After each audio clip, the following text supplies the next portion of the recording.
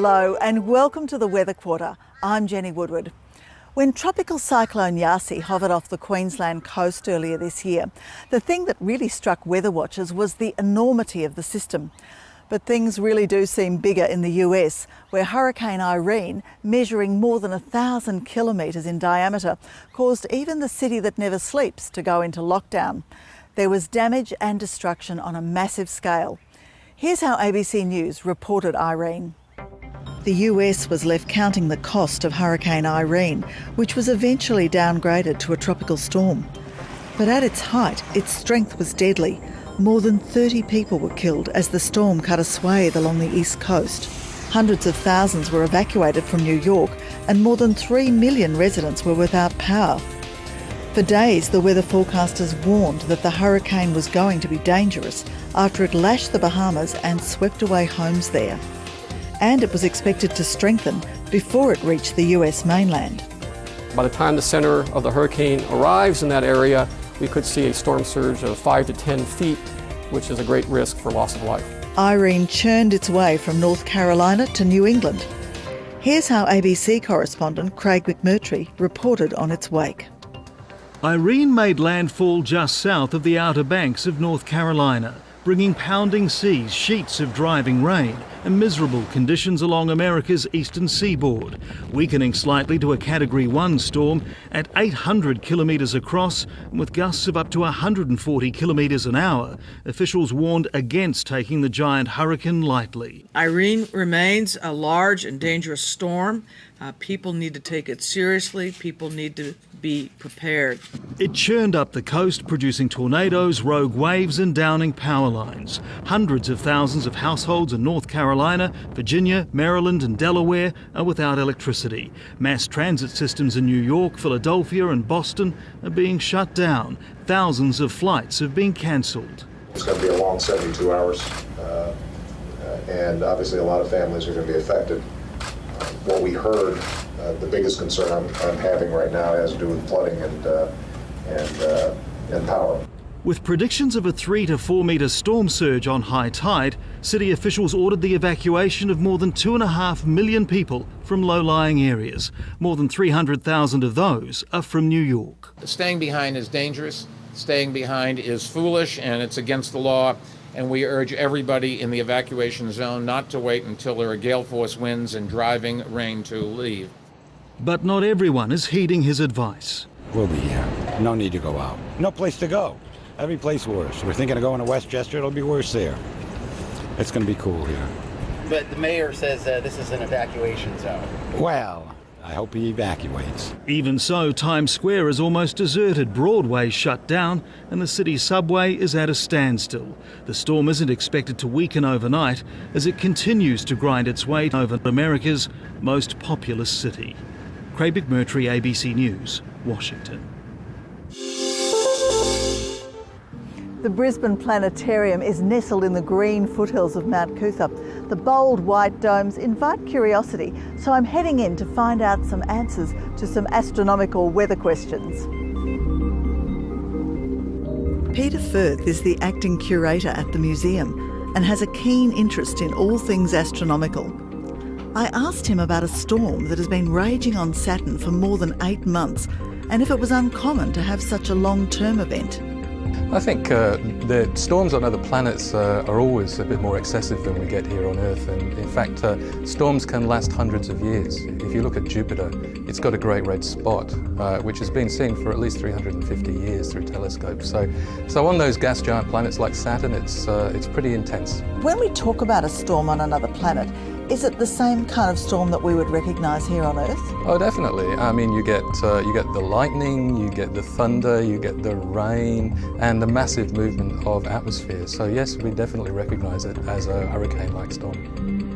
And the red spot that you described, that is just an ongoing storm, is it? It is. Scientists are not absolutely sure what continues to drive it, but it's something that's been continuous, and probably Jupiter's internal heat is providing the source for maintaining that. You've also got to remember these are gas planets, so they don't have solid ground, and movements of atmosphere are on a massive scale, and there's really nothing there to slow them down. Do all the planets have their own weather systems? They do. Some pretty unusual weather systems. If you go to Venus, you go into the upper atmosphere of Venus, which of course covers the whole planet. Clouds cover the whole planet. You'll find you're in sulfuric acid rain, a carbon dioxide atmosphere, very, very unusual. If you go to Saturn, you've got hydrogen, helium, just like Jupiter, hydrogen and helium atmospheres, and massive belt systems of weather circling the planet. So how do scientists observe these systems that are so far away? How can they tell that that's a thunderstorm? Well, I guess for a long time we were limited because we were using ground-based telescopes. Ultimately, over the last 30 or 40 years, we've been getting telescopes into space. We've got the Hubble Space Telescope now, which can actually image Jupiter and Saturn quite well. I guess in the last 20 years or so, we've sent lots of spacecraft to the other planets, and we've had Galileo, the Galileo spacecraft, which went to Jupiter and eventually crash-landed into Jupiter. And then we've got Cassini, which is at Saturn right now, and still bringing back images of the storms that you've seen. You talked about methane rain and acid rain on other planets. Are there other weather phenomena that we wouldn't see here on Earth at all? I guess no, they're the same type of weather event that we see here, other than those global belts of wind which are travelling at such phenomenal speed. We do see jet streams here on Earth, but they don't cover usually the entire planet. But if you look at Jupiter through a telescope, you'll see it's got bands, and we usually divide them into what we call zones, which are the light-coloured areas, high-level clouds, and it's got belts, which are the darker sort of orangey coloured belts, and they circle the whole planet, and they're driving those weather systems. Is the weather just confined to the planets, or is there also weather on their moons and maybe on asteroids? Well, I guess in order to have weather, you really need an atmosphere. Our moon is just too small. It doesn't have enough gravity to retain its own atmosphere. So there really is no weather on the moon as such. Of course, it's interesting also that some planets have seasons and some don't. The Earth has seasons due to the tilt of its axis with respect to the orbital plane of our solar system, and most planets are like that. But Jupiter, for example, is almost straight up and down. It doesn't have seasons. In the case of Saturn, where you have those storms ongoing at the moment, it does have an axial tilt, and so it has these seasons. And what really happens, I suppose, is that the weather shifts from the northern to the southern latitudes and back again as it orbits around the Sun. The only problem is Saturn takes nearly 30 years to make one orbit of the Sun, so those seasons occur over a very long time scale compared to the Earth. So Peter, what's on the image here? You're looking at a time-lapse photograph of Saturn taken by the Cassini spacecraft. You can see at the top it's got that green area. That's the aurorae on Saturn. So that's like the auroras that we see on Earth? That's right, but it's on a massive scale. You talk about how everything is on a much grander scale on the other planets, lightning strikes of 10 strikes per second. What about winds? How do they compare? There's a tremendous difference in the wind speeds. If you go to Neptune, for example, you'll find the wind speeds in the atmosphere are going up to 2,500 kilometres an hour. When you get to some of the planets, actually the wind travels quite slowly. For example, on Venus, the atmosphere is so thick at the surface of Venus that the wind travels at less than 5 kilometres an hour. So a storm on Venus would be a slow motion affair. On Mars, the atmosphere is so thin that really it doesn't get enough force to travel very quickly, so usually it's travelling at 5 to 10 kilometres an hour. That's sort of a fast walking pace, really, isn't it? Time now for a look at the weather closer to home. Well, spring may be officially here, but dry and windy conditions caused concern in the Northern Territory before the winter came to an end. Fortunately, fires burning to the north and south of Alice Springs didn't get too close to the town. Fire crews spent days battling wildfires in the Territory. One had been burning around Owen Springs Reserve and crossed the Stewart Highway, but traffic was still allowed to pass. Backburning next to the highway forced the closure of the Rainbow Valley tourist attraction. As the fire continued over more than 10 days, crews surveyed its path from the air. After travelling more than 100 kilometres, it moved on to pastoral land at Orange Creek Station, and firefighters were working with the station staff to get it under control. For the Territory's capital, Darwin, there was an unusual sight. A misty morning for Australia's northernmost city, with Darwin swapping tropical sunshine for an eerie fog. Forecasters say Darwin gets about 4 foggy days a year, and this was a particularly dense one. From fog to floods in Launceston, where emergency services were keeping a close watch after major flooding in the South Esk River forced the closure of some floodgates in Longsford. Flooding also washed away rail lines near Evandale and Fingal. The SES was taking precautions. Residents near the North Esk River in Newstead were on notice. And South East Queensland beaches were closed for a couple of days as big seas pounded the coastline. On the Gold Coast, lifeguards shut all beaches, while on the Sunshine Coast, protected breaks remained open to swimmers. There were plenty of surfers on the southern Gold Coast who took the opportunity to ride the big waves.